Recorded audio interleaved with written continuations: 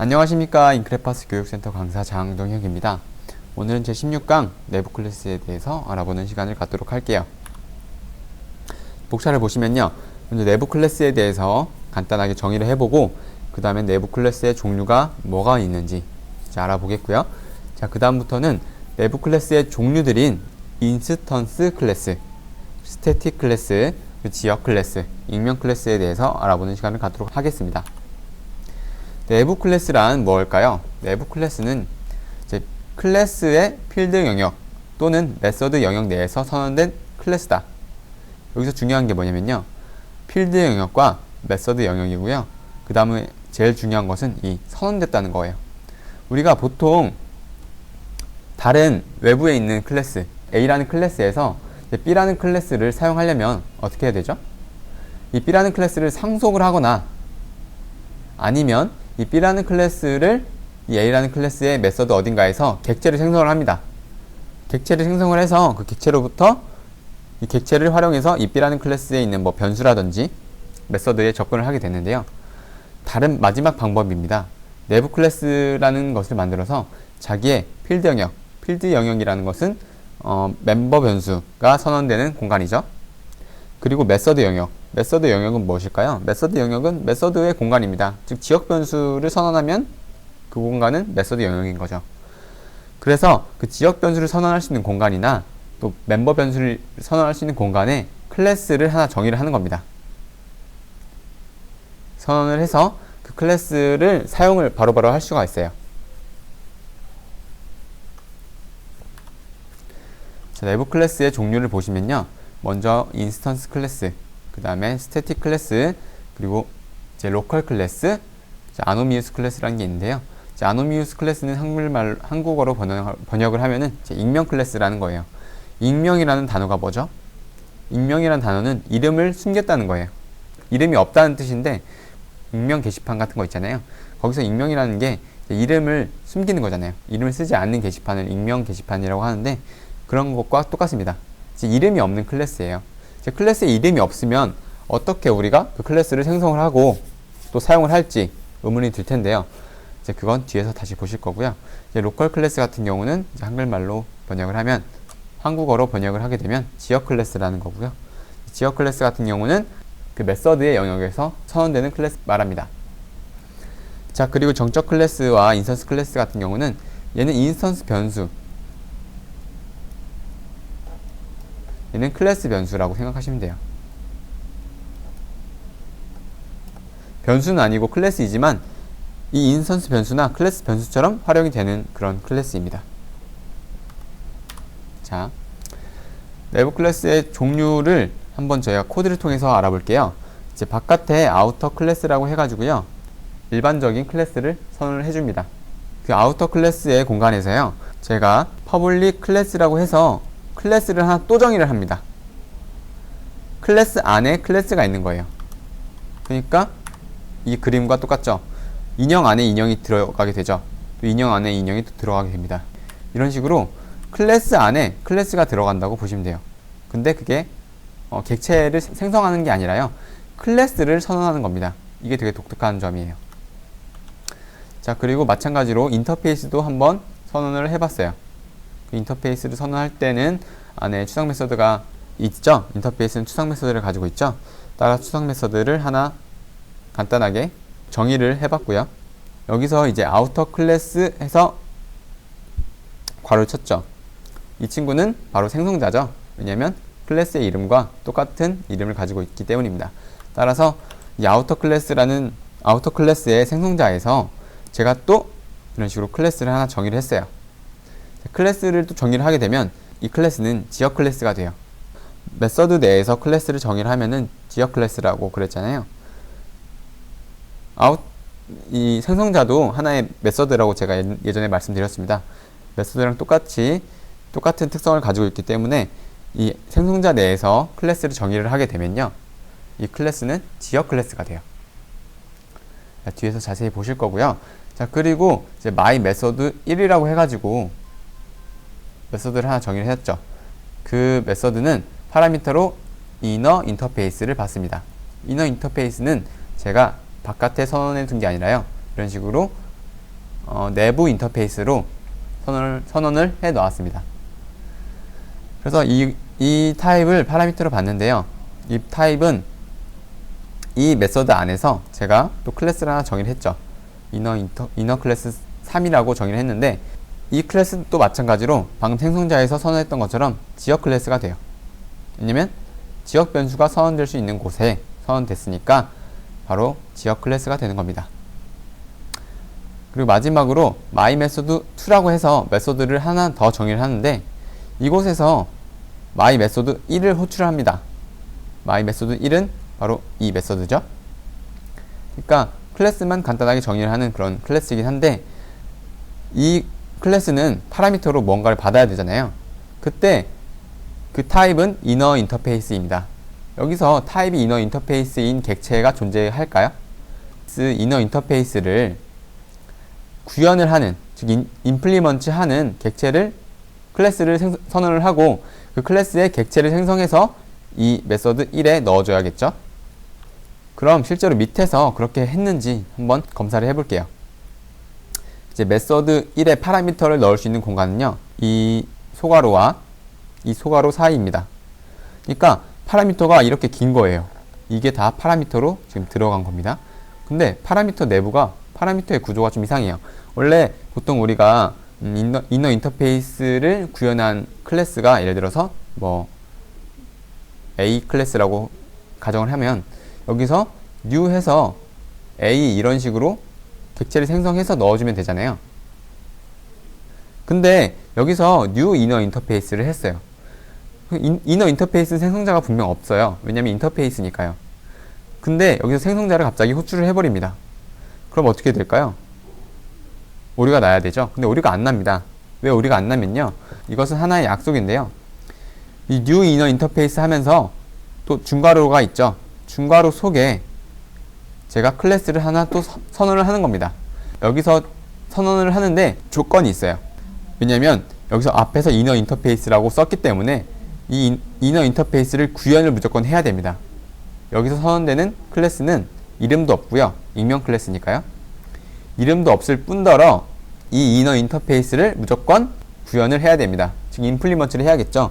자, 그러려면 이 이너 인터페이스를 구현을 하려면 이 추상 메서드를 어떻게 해야 되죠? 오버라이드 해야 되죠.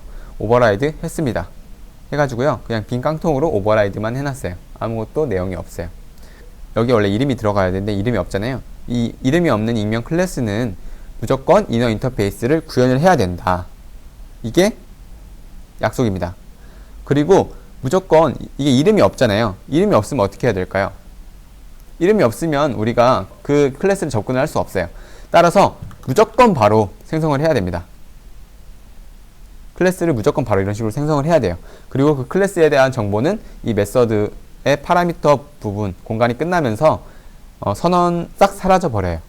그러니까 딱 한 번 선언해서 딱 한 번 객체를 만들고 없어지는 클래스라고 생각하시면 됩니다. 우리가 딱 한 번만 클래스를 정의해서 그때 사용하고 바로 버릴 수 있는 약간 일회용성의 클래스라고 생각하시면 되고요. 우리가 일회용품 쓰잖아요. 한 번 쓰고 버릴 거, 쉽게 간단하게 설거지하기 귀찮을 때는 일회용 컵 쓰면 되죠. 종이컵 쓰면 되죠. 자, 그런 식으로 사용되는 클래스라고 보시면 되겠습니다. 자, 그러면 이제 하나하나씩 예제를 보면서 한번 내부 클래스를 파헤쳐 볼게요. 먼저 인스턴스 클래스입니다. 아까와 마찬가지로 클래스 이름을 아우터 클래스라고 했고요. 이제 그 안에를 정의를 하는데, 일단은 지역 변수로 인스턴스 밸류를 하나 선언을 했습니다. 값은 0으로 초기화를 했고요. 그리고 스태틱 변수도 하나 초기화를 했네요. 자, 그 다음에 이제 인스턴스 클래스를 여기서 선언을 또 하는데요. 이름은 인스턴스 클래스고요. 그리고 인스턴스 클래스도 마찬가지로 이런 식으로 지역 멤버들을 가지고 있을 수 있어요. 멤버 변수라든지 멤버 메소드를 이런 식으로 선언을 했습니다. 단 제약이 있는데요. 인스턴스 클래스 안에서는 스태틱이라는 단어를 사용할 수가 없어요. 여기 스태틱 변수나 스태틱 메소드를 정의를 할 수가 없다는 거예요. 왜 그럴까요? 이 인스턴스 클래스는 인스턴스 변수처럼 활용이 돼요. 인스턴스 변수를 우리가 접근을 하려면 어떻게 해야 되죠? 일단 객체를 생성을 해야 됩니다. 이 아우터 클래스의 생성자로부터 객체를 선언을 해서 그 객체를 통해서 접근을 해야 되죠. 마찬가지입니다. 이 인스턴스 클래스도요, 아우터 클래스의 객체를 생성한 다음에요, 그 다음에 이 클래스에 접근을 할 수가 있어요. 왜냐면 인스턴스니까요. 이름이 다 말을 해주죠.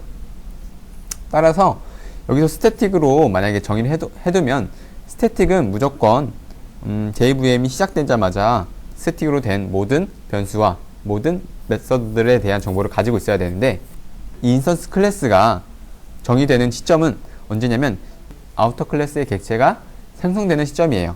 따라서 이 스태틱으로 된 것은 모두 다 불려드려야 되는데, 이 인스턴스 클래스는 아우터 클래스의 객체가 생성될 때 정의가 그때서야 되기 때문에 가져올 수가 없는 거예요.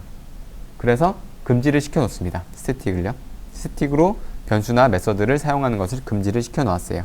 이 인스턴스 내부 클래스 안에서는요. 자, 그래서 어쨌든 이너 밸류 1이라고 해서 여기서 인스턴스 밸류를 넣어줬네요. 이 인스턴스 밸류는요, 이 아우터 클래스의 인스턴스 밸류를 말하는 겁니다. 이 내부 클래스에서 바깥에 있는 멤버 변수들을 마음대로 접근을 할 수가 있어요. 하지만 반대로 이 바깥에서 이 인스턴스 클래스 안에 있는 이런 변수나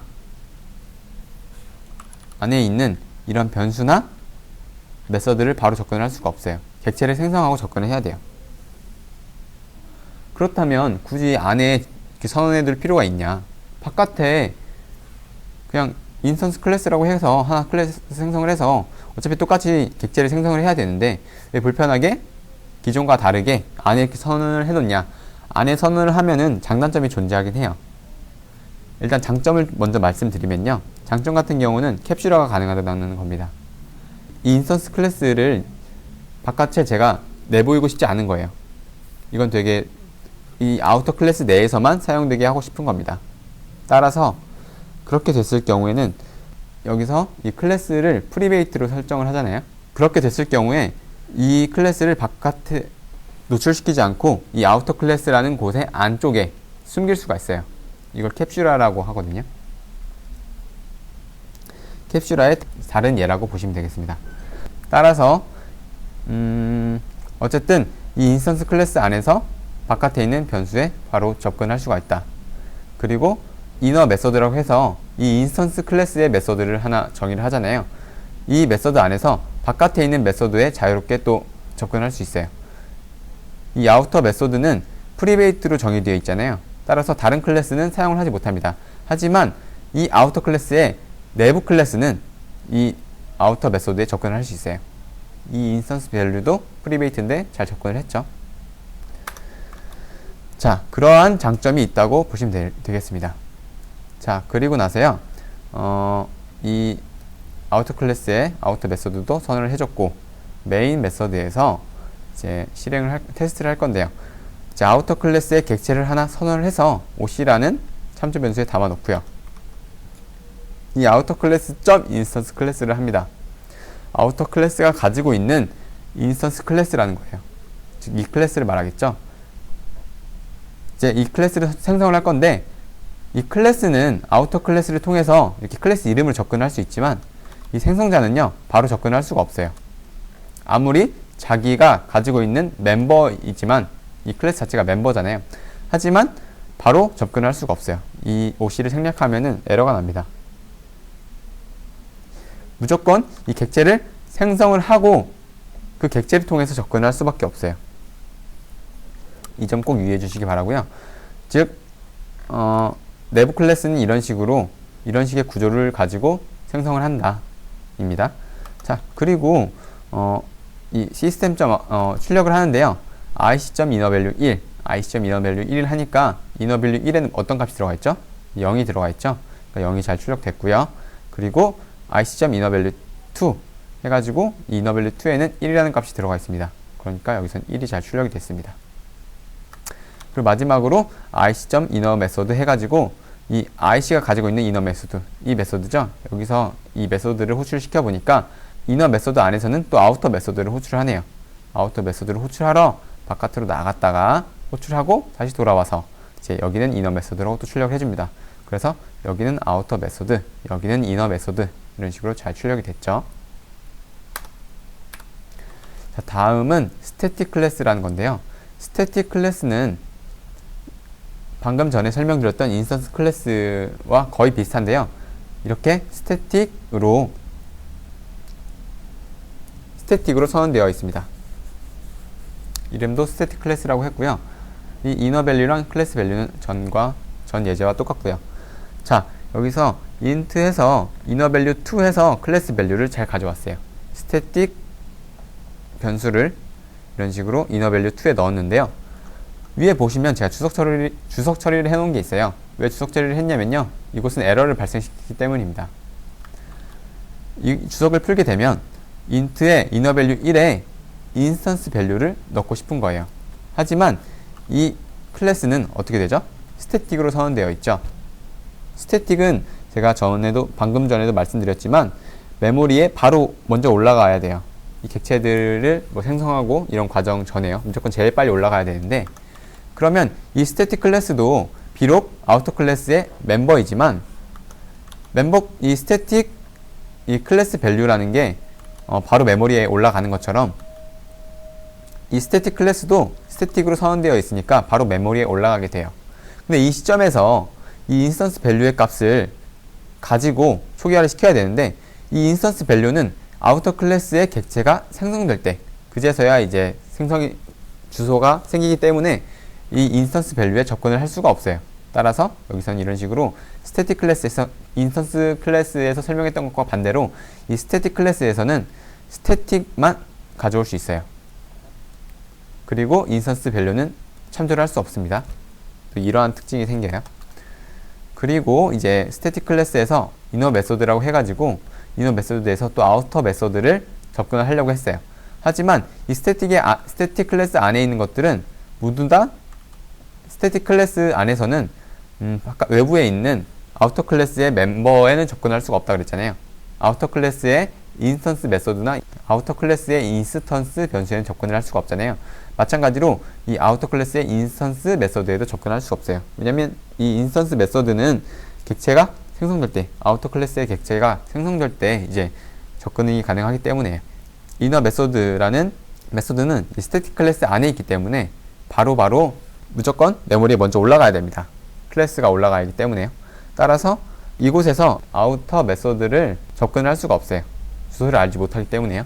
그래서 여기서 금지를 해놓습니다. 이런 식으로 바깥에 있는 인스턴스 메소드는 클래스 메소드 안에서 접근할 수가 없다라고 이제 약속을 해놓은 겁니다. 자, 그리고요, 이제 메인에서 뭔가를 테스트 해봐야겠죠. 근데 이 4개 줄은 제가 앞서서 썼던 이 4개의 줄과 동일합니다. 그대로 한번 생성을 해보려고 한 거예요. 하지만 여기는 오류를 발생시켜요. 이 객체 선언은 잘 되는데요. 객체 선언에서 이제 outer class static class 해서 sc라고 한 다음에 oc.new static class, 아까 이런 식으로 인스턴스 클래스를 생성을 했죠. 하지만 여기서는 이렇게 생성을 하면은 오류를 발생시켜요. 왜 오류를 발생시키는지 제가 설명을 드려보겠습니다.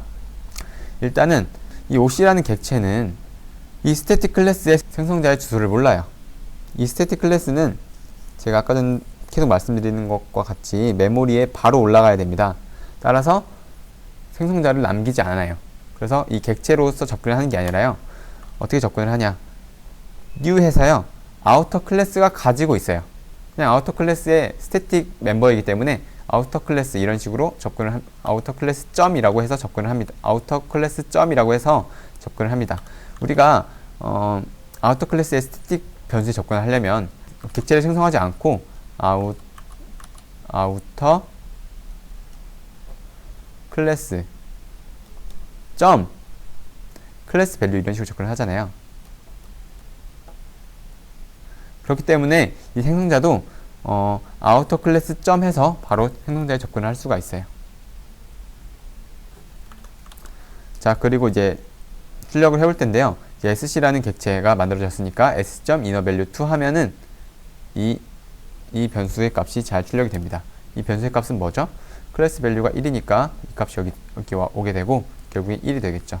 1이 잘 출력된 거고요. 그 다음에 sc.inner 메소드를 한번 출력을 해볼게요. 그러면은 또 SC가 가지고 있는 이너 메소드가 잘 출력이 돼서 여기는 이너 메소드라고 출력이 됐습니다. 자, 그 다음은 지역 클래스인데요.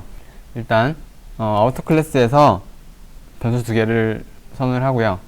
이제 아우터 메소드라고 해서 오브젝트를 반환해주는 그 메소드를 하나 만듭니다. 오브젝트를 반환할 건데요. 로컬 밸류라고 해서 2를 넣어줬고요. 로컬 콘스탄트라고 해서 상수를 하나 만들었습니다. 3을 넣어줬어요. 로컬 클래스라고 이제 지역 클래스를 하나 여기서 선언을 하는데요. 일단은 인스턴스 밸류에 접근을 잘 했어요. 잘 가져와서 에러가 안 났고요. 클래스 밸류에도 잘 접근을 했고, 그리고 이제 로컬 밸류라고 해가지고 이제 오브젝트의 아우터 메소드의 지역 변수에 한번 접근을 해보려고 했잖아요. 이때 오류가 안 났습니다. 그리고 상수에도 잘 접근이 됐어요. 자바가 원래는 이게 아우터 메소드의 지역 변수에는 접근을 할 수가 없어요. 값을 쓰면 안 돼요. 왜냐면 되게 어려운 내용이긴 한데요. 이 지역 클래스에서 해당 지역의 지역 변수를 사용할 수 없게 해놓은 이유가 있어요. 왜냐면 일단은 아우터 메소드에서 이런 식으로 지역 변수들을 쓰면은 메모리가 스택에 저장이 됩니다. 그래서 아우터 메소드가 끝나면서 스택도 같이 사라지게 되겠죠. 내용이 다 비워지는데 이 지역 변수의 값을 여기서 할당을 해버리면 이 지역 변수는 사라지게 돼도 이 로컬 클래스를 여기서 생성을 하게 되잖아요. 그러면 이 지역 클래스는 힘 영역에 저장이 됩니다. 다른 클래스들과 마찬가지로 힘 영역에 똑같이 저장이 되기 때문에 일단은 생명 주기가 달라요. 제가 그 이유를 간단하게 설명드려 볼게요. 이건 되게 어려운 부분인데요. 스레드에 대해서 이해를 하고 계셔야 돼요. 나중에 뒤에서 스레드라는 것을 배울 텐데요. 자바는 멀티 스레드를 지원을 합니다. 메인 메서드 말고요. 여러 개의 스레드가 이 아우터 메소드에 동시에 접근할 수 있는 권한이 생겨요. 이제 권한이 생기면 이 로컬 밸류라는 거는 변할 수 있는 값이잖아요. 언제든지 충분히 변할 수 있습니다. 그런데 그때 이 로컬 밸류가 변해버리면 이 밸류 3이라는 것은 로컬 밸류를 가져다 쓰고 있는데 이 로컬 밸류의 값이 바뀌어버리면 어떻게 되죠? 이 밸류 3의 값이 바뀔 수 있다는 거죠. 어떤 스레드가 이 아우터 메소드에 들어가서 이제 밸류 3이라는 것을 통해서 로컬 클래스라는 객체를 만들어야 돼요. 이런 식으로 로컬 클래스라는 객체를 만들어야 되는데 밸류 3의 값이 내가 원하는 값이 아니게 될 수도 있다는 겁니다. 다른 스레드가 이 로컬 밸류 값을 바꿔 놓으면요. 그렇게 됐기 때문에 이 지역 변수는 바뀔 수 있으니까 이제 지역 변수를 이 로컬 클래스 안에서 사용을 하지 못하게 막아놨어요. 하지만 이게 자바가 업데이트가 되면서 이게 사용이 가능해졌는데요. 그 이유가 뭐냐면요. 이 로컬 밸류가 이때 이런 식으로 로컬 클래스 안에서 사용이 되잖아요. 그러면 이 로컬 밸류가 값이 이 로컬 밸류가 이런 식으로 파이널이 붙게 됩니다. 자동으로 자바가 이 파이널을 붙여줘요. 상수는 어떻게 되죠? 변할 수가 없죠. 상수의 값은 한번 초기화가 되면은 절대 변할 수가 없어요. 따라서 이 상수는 이렇게 잘 사용이 될 수 있습니다. 하지만 변수는 변하기 때문에 사용할 수 없었는데 이 자바에서 사용하게 되는 시점부터 이 로컬 밸류를 파이널로 지정해 버려요. 즉 상수로 지정해 버리기 때문에 이런 식으로 로컬 밸류 값을 다시 바꾸면은 에러가 납니다. 그래서 에러를 발생시켜요. 그러니까 자바가 자동으로 로컬 밸류를 상수로 지정을 해준다.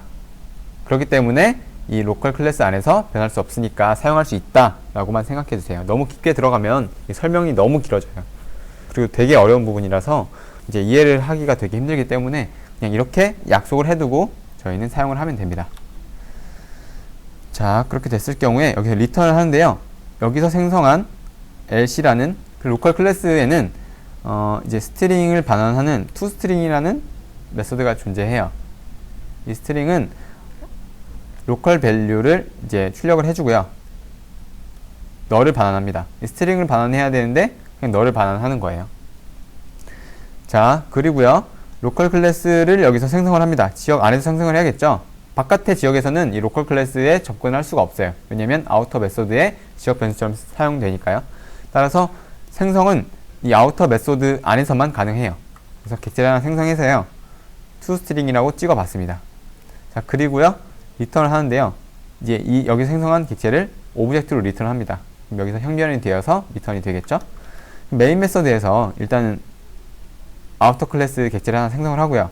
이제 오브젝트로 값을 하나 받는데 OC에 있는 아우터 메서드를 실행을 합니다. 호출을 하면은 결국에 이런 게 쭉 다 실행이 되고 결국에 로드 클래스의 객체가 하나 오브젝트로 반환이 돼요. 여기서 반환하는 게 오브젝트니까요. 오브젝트로 반환을 했어요. 여기서 오브젝트.toString을 쓰게 되면은 어떻게 되냐. 원래 오브젝트는 toString이라는 메서드가 존재해요. 객체의 정보를 스트링으로 반환을 해주는 그런 메서드인데 obj.toString 하게 되면은 이 오브젝트에 있는 toString이라는 메서드가 실행이 되는 게 아니라요. 이 로컬 클래스도 어떻게 보면 오브젝트를 상속하고 있잖아요. 오브젝트를 상속하고 있기 때문에 여기서 toString이라고 쓰게 되면 오버라이드를 하게 되는 거예요. 따라서 이 객체에 toString이라고 사용을 하게 되면은 결국 이 OBJ는 생성된 게 로컬 클래스의 생성자로 생성이 됐잖아요. 따라서 자식께 먼저 우선순위가 생기기 때문에 이 오브젝트가 가지고 있는 toString이라는 메서드 말고 이 자식의 toString이라는 메서드가 실행이 됩니다. 그렇게 되면은 또 한 번 이제 toString이 실행이 되면서 여기서 한번 실행이 되고요. 또 여기서 또 한 번 더 실행이 되기 때문에 두 번 다 실행이 가능합니다. 즉 제가 여기서 말씀드리고 싶었던 건 뭐냐면요. 메서드 안에서 선언된 지역 클래스를 메서드 안에서 생성을 했잖아요. 그거를 반환을 해서 밖에까지 이제 끌고 나오면 그래도 그 객체는 건재하다는 겁니다. 왜냐하면 힙 영역에 있으니까요. 이런 식으로 지역 변수들은 스택 영역이 있기 때문에 메서드가 끝남과 동시에 값이 소멸되어 버리지만 메서드가 끝나기도 전에 끝나도 이 안에서 생성했던 객체는 밖으로 이제 리턴을 해줘 가지고요. 힙 영역에 있기 때문에 건재하다는 거겠죠. 자, 이 지역 클래스는요. 지역 변수처럼 활용을 합니다. 지역 변수처럼 이런 식으로 값을 넣는 것처럼요. 그 안에서만 활용될 수 있는 이 클래스를 하나 정의를 해서요. 그 안에서 사용을 하고 거의 보통 끝납니다. 이런 식으로 반환을 하지는 않아요. 반환을 할 수도 있다는 거겠죠. 그리고 마지막으로는 이제 익명 클래스라는 건데요. 이제 인터페이스를 간단하게 이런 식으로 추상 메서드 하나를 선언을 했습니다. 자, 그리고요. 추상 클래스도 하나 선언을 했는데요. 여기서 이제 myNumber라고 해서 2를 넣어줬고요. 즉 멤버 변수죠. 그리고 이제 추상 클래스도 하나 생성을 했습니다. 이 인터페이스도 추상 메서드를 가지고 있고요. 이 추상 클래스도 추상 메서드를 가지고 있는데 여기서는 abstract라고 키워드를 써줬지만 여기서는 키워드를 써주지 않았죠. 인터페이스 내에서는 추상 메서드가 선언이 됐을 경우 무조건 추상 메서드이기 때문에 이런 식으로 abstract를 생략해도 상관없습니다. 하지만 추상 클래스에서는 이 abstract라는 키워드를 생략을 해버리게 되면 그냥 일반 메서드로 오해를 하기 때문에 이런 식으로 꼭 적어줘야 돼요. 이제 두 개의 인터페이스와 추상 클래스를 선언을 했고요. 이제 아우터 클래스라고 해서 이 안에서 두 개를 사용할 건데요. 똑같이 인스턴스 밸류와 클래스 밸류를 두 개를 선언을 했고요. 여기서 my 인터페이스를 반환을 하는 아우터 메소드 1이라는 메서드를 정의를 합니다. 이 my 인터페이스는 이 인터페이스죠. 자, 그렇게 됐을 경우에요. 이제 여기서 my 인터페이스의 생성자를 호출한 것처럼 보여서 객체를 생성한 것처럼 보이지만 실제로는 my 인터페이스는 인터페이스잖아요. 따라서 생성자가 존재하지 않습니다. 그렇기 때문에 여기서 익명 클래스를 사용을 하게 되는데요. 익명 클래스를 이 바디 안에서 선언을 하고요. 그리고 이 클래스는 my 인터페이스를 무조건 구현을 해야 돼요. 따라서 my 인터페이스가 가지고 있는 추상 메서드를 여기서 오버라이드 했죠. 그래서 여기는 익명 클래스라고 해서 익명 클래스에서 바깥에 있는 멤버 변수에 접근을 할 수 있는지 한번 테스트를 해봤고요. 그리고 나서 리턴해서 mi를 리턴을 하죠. 그러면 결국에 어떻게 됐냐. 이 mi라는 참조 변수에는요. 이 my 인터페이스를 구현하는, 즉 임플리먼트 하는 객체를 선언과 동시에 생성을 해서요. 객체가 담겨져 있는 거예요. 다만 my 인터페이스로 형변화되어 있죠. 자, 그리고요. 이제 abstract 클래스를 반환을 하는 outer method 2라는 것은 이제 abstract 클래스의 객체를 하나 생성을 합니다. 그리고 나서 abstract 클래스를 생성을 하는 것처럼 보이는데요. abstract 클래스, 즉 추상 클래스잖아요. 이 추상 클래스는 생성자가 없어요. 이 추상 클래스를 상속하는 객체를 만들어서 그 객체의 생성자를 통해서 생성을 해야 됩니다. 따라서 여기서 익명 클래스를 또 썼는데요. 인터페이스에서 익명 클래스를 썼던 거랑 똑같습니다. 이 선언부가 있죠.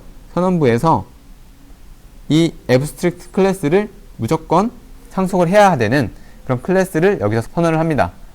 이 클래스는 뭐 멤버 변수도 없고 멤버 메소드도 없죠. 다만 이런 식으로 abstract가 갖고 있던 이 추상 클래스를 하나 get number라는 추상 클래스를 무조건 여기서 구현을 해야겠죠. 그렇기 때문에 get number를 이제 오버라이드 했고요.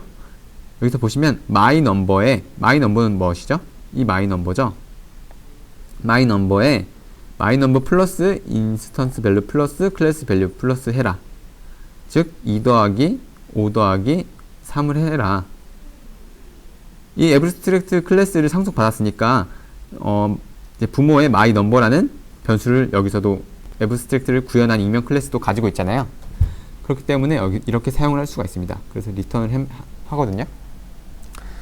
결국 메인 메서드를 통해서 보시면 이제 아우터 클래스의 객체를 하나 생성을 하고요.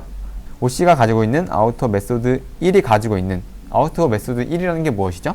아우터 메소드를 실행하게 되면 결국에 리턴을 my 인터페이스를 리턴하게 되잖아요. mi를 리턴하니까 mi는 my 인터페이스를 구현하는 그런 익명 클래스의 객체가 여기에 도달하게 됩니다. 여기에 반환이 되게 되겠죠. 좀 어렵죠? 되게 복잡합니다. 다시 한번 설명드릴게요. 이제 아우터 클래스가 가지고 있는 아우터 메소드 1을 실행을 해라. 아우터 메소드 1을 실행하게 되면 결국에 여기서 my 인터페이스를 구현하게 되는 익명 클래스가 여기서 하나 선언이 됨과 동시에 생성이 되죠. 생성이 됐을 경우에 그것의 주소를 이 mi라는 참조 변수에 담아두고요. 이 참조 변수를 반환을 하게 됩니다. 참조 변수를 반환을 하게 됐을 경우에 결국에 이곳에 오게 되는 것은 mi라는 my 인터페이스의 참조 변수고요. 이것이 가지고 있는 my 메소드를 실행을 하게 되면은 이제 구현한 my 인터페이스의 메소드를 실행하게 되는 것 같지만 my 인터페이스는 실제로 my 인터페이스에 있는 my 메소드라는 것은 실제로 실행을 하지 못해요. 왜냐하면 추상 메소드잖아요. 따라서 자식 클래스로 여기서 생성이 됐잖아요. 자식 클래스의 생성대로 생성이 됐기 때문에 결국에 my 메소드는 이 my 메소드가 실행이 되는 겁니다. 따라서 여기서는 이런 식으로 여긴 익명 클래스 그리고 3, 5 이런 식으로 출력이 잘 됐죠. 자, 그리고 이제 system.out.println 해서 이 안에서 메소드 안에 어떤 값을 넣어줄 텐데요. OC가 가지고 있는 outer 메소드 2, outer 메소드 2라 하면 이 메소드를 가리키는 거죠. 이 메소드가 결국 반환해야 될 것은 AC인데 이 AC는 무엇이냐? AC는 이 abstract 클래스, 즉 추상 클래스를 상속하는 익명 클래스를 선언과 동시에 생성을 하죠. 얘를 선언을 하면서 동시에 생성을 합니다. 자, 그렇게 되면은 그것의 객체값이 이 abstract 클래스로 횡변환이 되어서 AC라는 참조 변수에 담기게 되고요. 결국 여기에 오게 되는 값은 반환형으로서 AC가 오게 됩니다. 여기서 AC가 반환이 되잖아요.